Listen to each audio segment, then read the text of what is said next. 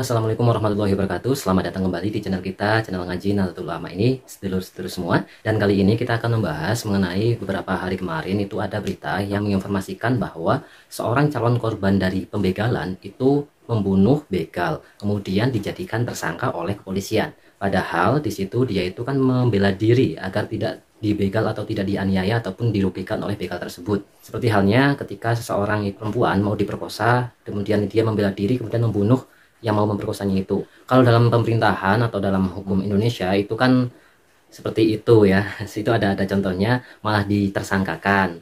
Nah, walaupun itu baru tersangka, belum dijatuhi hukuman secara pasti gitu ya.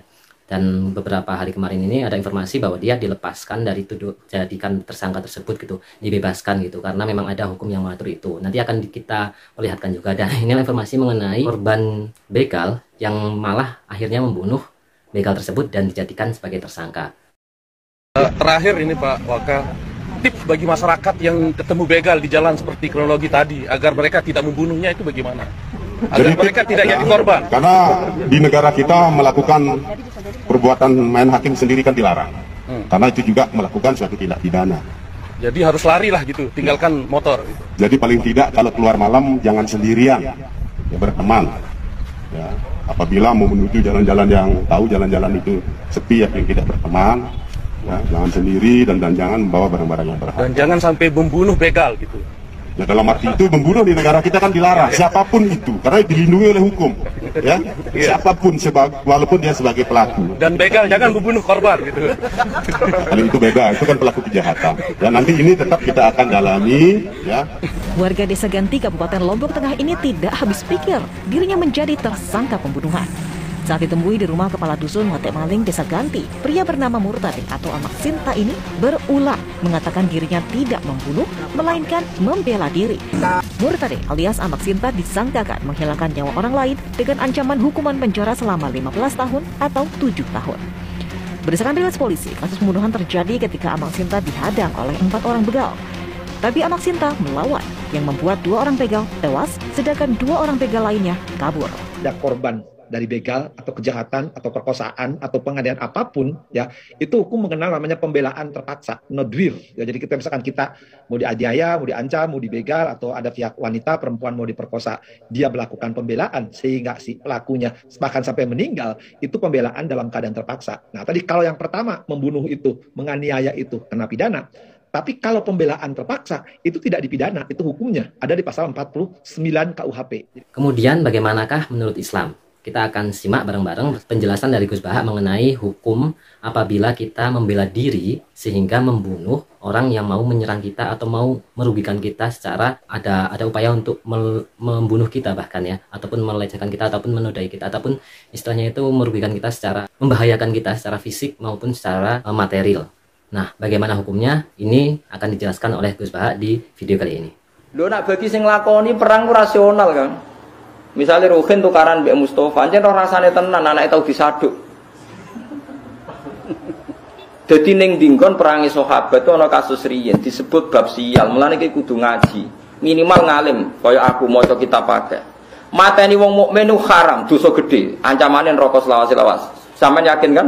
Ndak jawab saja, yakin kan? Tapi masalahnya ana bab-bab sing wong wis ora diitung mukmine, senajan to mukmin. Misalnya kayak ono garong apa mateni kue, bajingan apa mateni kue. Terus kue membela diri, akhirnya mateni bajingan. Bajingannya tadi mukmin. Mau maca syahadat ya ora tau murtad. Kue mateni wong mukmin tuh mateni bajingan dalam istilah bahasa. Mateni bajingan. Mulane nek fikih ono kitabus sial. Kitabus sial itu di mana orang membunuh dan muhaddad. Disia-siakan nyawanya karena tidak dengan status mukminnya, tapi dengan status membela diri. Paham sih kalau maksud? Ya misalnya kayak digarong atau bojomu apa diperkosa, paham ya? Terus gue membela diri, akhirnya mata ini garong tadi atau bajingan tadi. Dalam bahasa gue darani mata ini mukmin apa mata ini bajingan? Bajingan. Ya rasa mbok terus no. Lah nak nuruti perdebatan ini tiang-tiang sing mutanatiun sing jero-jeroan agama, tapi bajingan ini kan mukmin. Berarti status dasarnya mukmin, bajingan itu status dadaan. Wah ora ono niku kang pikirane wong mbek bajingan ya bajingan, senajan to hakikate. Cara ning berita tulisannya ya seorang bajingan dibunuh Ora ana seorang bajingan yang mukmin. Ya repot. Agama bocah ngono. Mane nak goblok aja nemen-nemen. Lah iya wong sing mutanatiun, mulane dawuh Nabi halakal mutanatiun, wong sing jero-jero agama iku rusak. Termasuk Khawarij itu jero-jero agama, Murji'ah jero-jero agama. Mergo cara Murji'ah sing diitung mukmine, piye-piye iku mukmin. Cara Khawarij piye-piye iku bajingan imane silang. Jare wong Murji'ah ya ora. Bajinganlah mukmine gak. Akhirnya cara nulis media yo seorang bajingan mukmin dibunuh. Jangan lihat wong. Nah, mulane ning fikih ana kitab sial. Kitab sial itu orang boleh membela diri dan tidak apa-apa kalau membunuh demi menyelamatkan dirinya sendiri. Yang bunuh ya tidak kena kisos, yang dibunuh ya muhaddarun damuhu karena dia melakukan sial. Kita bersial, sial itu ya sial itu. Nah itulah teman-teman semua penjelasan dari Gus Bahat. Ternyata memang ada hukum yang membolehkan apabila itu memang untuk upaya perlindungan diri ataupun untuk membela diri ketika terjadi suatu bahaya pada kita. Ada orang yang membunuh kita, kita boleh untuk membela diri, bahkan boleh bisa untuk membunuhnya. Seperti halnya begal, kasus begal ini sebenarnya memang tidak dijadikan tersangka ataupun dibebaskan hukum itu tepat karena memang undang-undang yang mengatur di dalamnya juga dijelaskan oleh pemerintah, oleh seorang pakar hukum seperti ini. Tapi dia dijadikan tersangka dulu. Setelah dijadikan tersangka, kemudian ada proses-proses, ditemukan bahwa dia memang benar, dia terbukti dia melakukan pembelaan terpaksa yang melampaui batas. Dan memang ada tindakan serangan secara tiba-tiba. Nah, maka kemudian si terdakwa ini diproses hukum dan dinyatakan dibebaskan karena melakukan pembelaan terpaksa gitu. Ini kenapa itu? Karena saya ulangi lagi, ini ada korban yang meninggal. Korban yang meninggal itu harus dipastikan dia adalah pelaku tidak pidana dan orang yang melakukan itu adalah melakukan pembelaan terpaksa.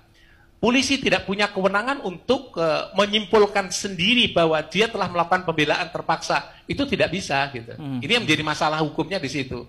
Kalau itu boleh melakukan itu, udahlah kamu melakukan itu terus kamu melakukan pembelaan terpaksa kemudian dilepaskan begitu saja. Ini nanti tidak adil buat korban dari pihak yang meninggal gitu. Makanya tadi proses hukumnya melalui pengadilan untuk dibebaskan gitu. Ya. Pembebasan inilah siapa yang bisa membebaskan harus pengadilan. Ya. Percaya begitu. Jadi memang boleh hukumnya untuk melakukan upaya perlindungan diri ataupun membela diri sehingga sampai mengorbankan jiwa orang yang mau membunuh kita ataupun mau merugikan kita, membahayakan kita dari segi fisik maupun segi material. Mungkin itu saja teman-teman, seterusnya semua, semoga bisa memberikan pencerahan untuk kita, menambah ilmu ataupun menambah informasi, pengetahuan untuk kita semua, dan semoga bermanfaat untuk kehidupan kita. Semoga aman-aman saja Indonesia dan kita semua selalu dalam lindungan dan rahmat dari Allah Subhanahu wa taala. Barakallahu. Assalamualaikum warahmatullahi wabarakatuh.